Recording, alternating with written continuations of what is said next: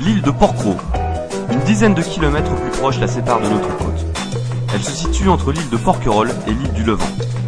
Porquerolles est un parc national créé en décembre 1963, qui s'étend sur 700 hectares de superficie terrestre et 1300 hectares de superficie marine.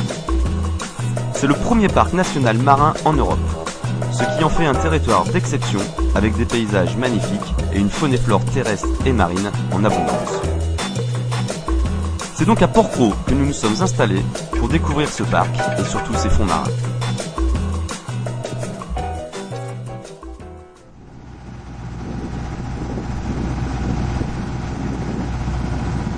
L'arrivée sur Porquerolles se fait par bateau.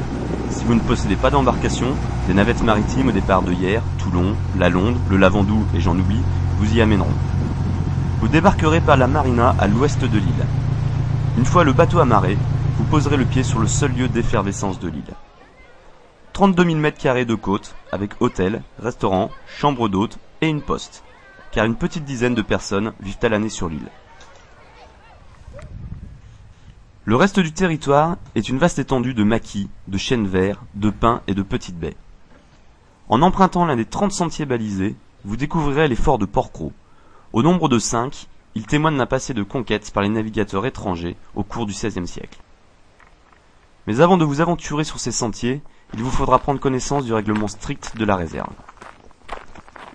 Pas de feu, ni cigarette, pas de camping, ni de bivouac, pas de véhicule motorisé, ni de vélo, pas de bruit, ni de dérangement, pas d'armes, pas de cueillette, ni de prélèvement, pas de chien, ça ferait Des gardes assermentés sont là pour faire respecter ce règlement afin de préserver la beauté sauvage du site. Durant la période estivale, près de 250 000 visiteurs débarquent sur l'île, pour la marche, certains pour le farniente et d'autres pour découvrir les fonds sous-marins de Porquerolles.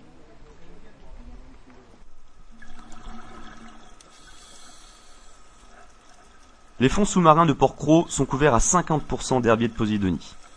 C'est d'ailleurs une des richesses de ce parc, quand on sait que cette plante, protégée en Méditerranée depuis 1988, est la principale source d'oxygène. Mais c'est également un énorme refuge pour une faune diversifiée qui y trouve abri et nourriture. En contrepartie de cette masse de Posidonie, qui pousse sur des fonds sableux et rocheux où la lumière du soleil doit être accessible, les reliefs des sites de plongée de l'île ne sont pas particulièrement impressionnants. Les plongées se font de bord de côte, le long de canyons, d'éboulis rocheux et de petits tombants sans grande verticalité. Mais la présence de 180 espèces différentes de poissons et 500 espèces d'algues donne un tout autre intérêt à la plongée. Sur l'ensemble de notre séjour, nous retiendrons 8 sites de plongée. Mais les sites les plus demandés et les plus connus par les plongeurs se trouvent aux abords de l'îlot de la Gabinière.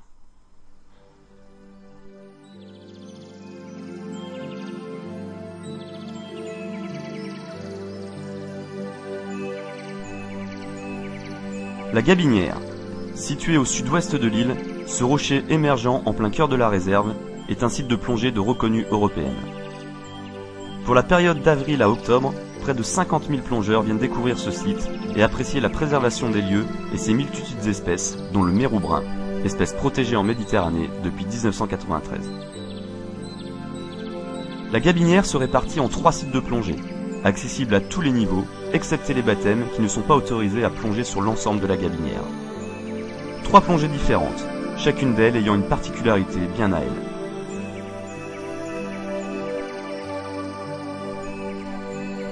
La Gabinière Ouest, dit la Gab Ouest, c'est la plongée facile, accessible à tous les niveaux.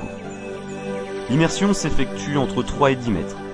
La plongée entre 2 pointes regorge de roches et d'éboulis, sur une pente douce jusqu'à une trentaine de mètres environ.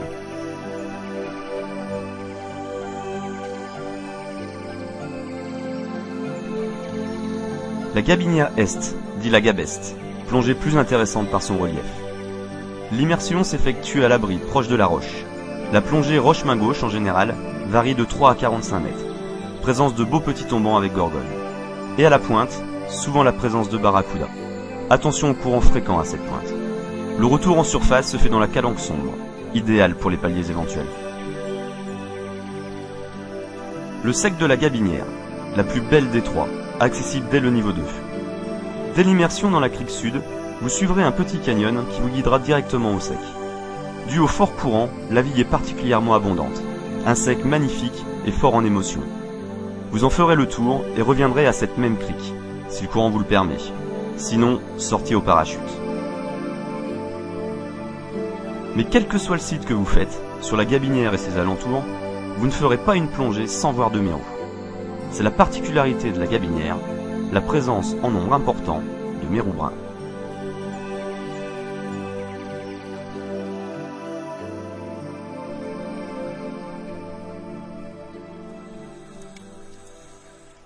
Le mérou brun est une espèce protégée sur toutes les côtes françaises depuis 1993.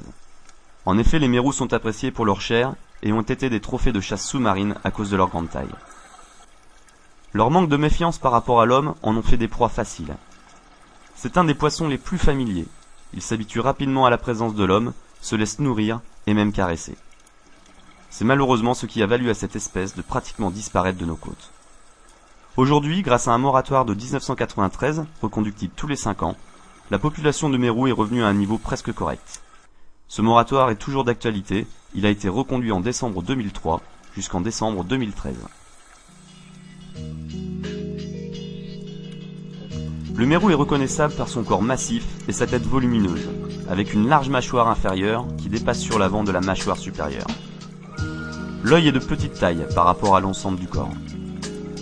Le dos et les flancs sont brun sombre, et l'ensemble du corps est parsemé de taches irrégulières beige clair. Le ventre et la mâchoire inférieure sont clairs, couleur crème ou jaunâtre. Le mérou a une taille moyenne de 1,20 m pour 20 kg, pouvant mesurer jusqu'à 1,50 m pour 65 kg environ.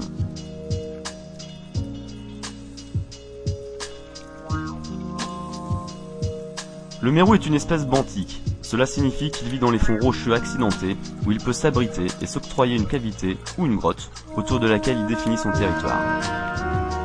On le trouve à une profondeur allant de 15 à 200 mètres en moyenne. Il est habituellement solitaire, il vit en couple seulement au moment de la période de reproduction qui a lieu de juillet à septembre. Mais sur la Gabinière, il n'est pas rare de les voir tous ensemble, comme s'ils vivaient en bande.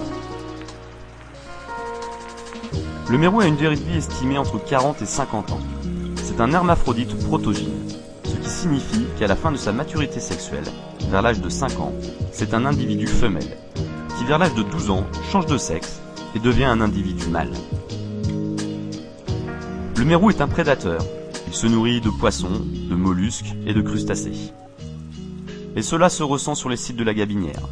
Du fait du grand nombre de mérous, la rencontre avec des poulpes, des langoustes, se font un peu rares. Il y en a, mais sont plus ou moins difficiles à trouver. Voilà, notre immersion avec les mérous de la Gabinière se termine. Nous retiendrons de ce séjour que le moratoire sur la protection des mérous fonctionne. On en croise de plus en plus sur tous les sites de plongée le long de nos côtes. Il est donc bénéfique sur l'écosystème marin.